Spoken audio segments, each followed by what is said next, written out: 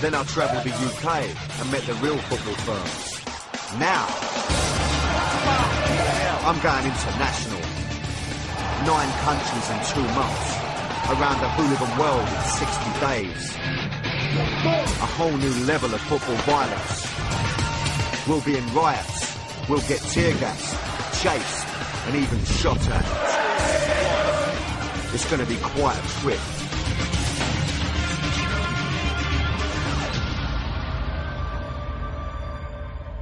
This week on the International Football Factories, we've come to a country that in terms of footballing excellence has no equal.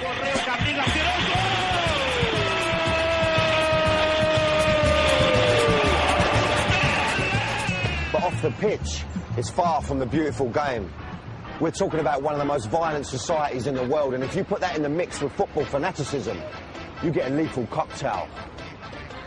This is Brazil.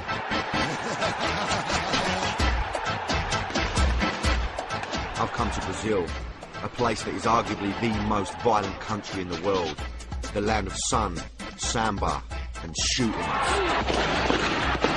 I'm going to meet the biggest firms from the biggest clubs along the length and breadth of the country. I believe in fighting, honestly fighting. I'll meet hooligans who tell me that they're prepared to kill and be killed. Matar pra não morrer. Ah, vindo dos caras de lá, vindo dos inimigos, não sinto nada. I'm going to discover that football hooligans in South America's largest country are waging war with guns. And we'll witness that firsthand as we travel on a firm bus that comes under fire. I'm starting my journey in Rio de Janeiro, the gun capital of the world. It's a city of 12 million people and is stunningly beautiful, but scarily dangerous. Of all the cities I've been to, Rio can easily claim to be the most violent. I came over here at the age of 29 thinking it's not as bad as people say it is. After the experience of 12 years, I can agree. It's not as bad as people say it is. It's worse. In 2005 in London, there was 175 murders. In the same period in Rio, there were 6,620. Rio's rich and poor live side by side. The shanty towns, which are known as favelas, can be found just a few streets from Copacabana Beach. Most people don't have much in Brazil, but there is one thing everyone does have.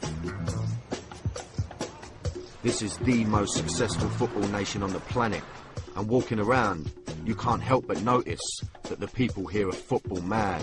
They'll play anywhere. But the ultimate place to play over here is where I'm going to go first. If you're a football fan like me, you can't come to Rio and not visit one of world football's greatest meccas, the Maracanã Stadium. I was following in the footsteps of some of the greats of the game, literally. Not bad. Zico. The brilliant Zico. Beckenbauer, what's all that about? How's he rolled himself in with the great Brazilians? Just goes to show how many great players they were blessed with. The dressing rooms in Maracanã. And Socrates, I'm sure, had his old thighs rubbed down here, you know what I mean? You know, Zico running about with his little towel on. You know, not that I'm thinking of them sort of images, isn't it? Just think of the famous footballers that have had a pony in there.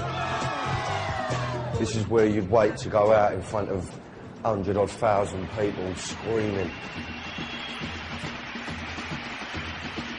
This stadium holds the world record attendance for a football match. An incredible 200,000 people saw the 1950 World Cup final here.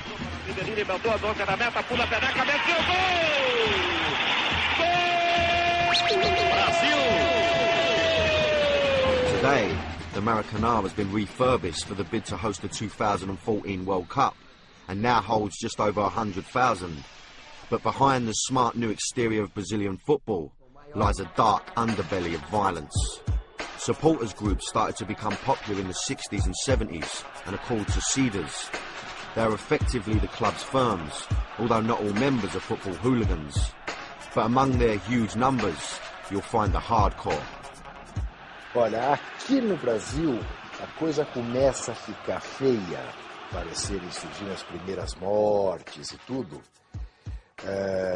ali pelo final dos anos 70, começo dos anos 80.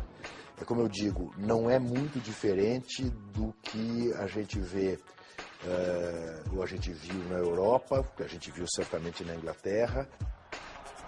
But football violence in Brazil has proven to be a whole lot worse than it ever was in England, and as extreme as it gets anywhere in the world. In the last 20 years, 70 murders have been attributed to football violence.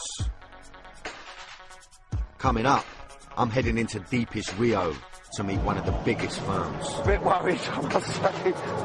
Jesus.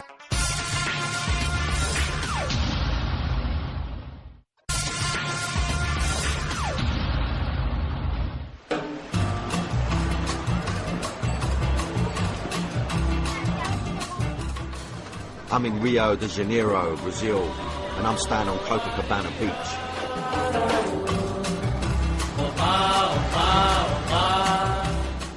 So this is Copacabana Beach in Rio de Janeiro. This is the Brazil everyone knows from the postcards. But I'm not here for this Rio. I'm here for the other Rio. The one you don't see on the postcards and travel brochures. I'm going to Vaz Lobos, which is one of the poorer neighbourhoods, to meet one of Flamengo's firms, the red and black race.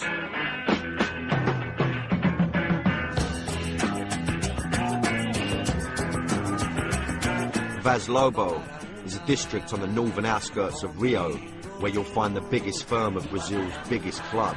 Flamengo are the most supported team in Brazil. It's estimated that they have a fan base of just 33 million. And Paulo is the president of the firm, the Raça Rubro-Negra, which means the red and black race. A maioria mesmo é aquela classe mais pobre, né, que é a torcedor do Flamengo, o pessoal que mora em morros, em favelas, em classe bem baixa mesmo, entendeu? Em bairros pobres aqui do Rio de Janeiro. Down the years, Flamengo's fans have gained a reputation for being amongst the most dangerous in the city. Here in Rio, there's a real fear of the fans of Flamengo. The Flamengo fans are quite capable of fighting amongst themselves if they've got no opponents to fight with. Usually the dangerous part about meeting the firms is actually meeting them, but today it's getting there in the first place. As we were driving, our fixer told us that the stretch of road I was on is known as the Gaza Strip. Either side of it are two of the most dangerous favelas in Rio. Rival drug gangs wage periodic battles and gunshots are exchanged across the road. Every year, hundreds of people are killed by stray bullets, caught up in the crossfire of gun violence. I hoped I wasn't going to be one of them.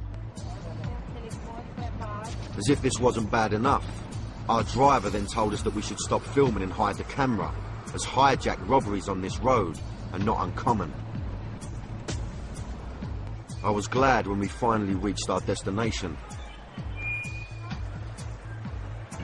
So here I am, Vaz Lobos, right, which is a naughty part of town, you know, we're in some naughty neighbourhood here, let me tell you that now. I've heard the stories about Brazil and they're all true. We've been told about the camera, right? Apparently we're in good hands. I ain't met these boys yet, these are the Flamengo boys, this is their manor. These are top of the food chain here, so they're going to look after us. I just want to get in there lively, you know what I mean? Let's take the walk. And unless, I don't know if you can hear that, but I'm guessing, at a wild guess, this is the gaff I've got to go.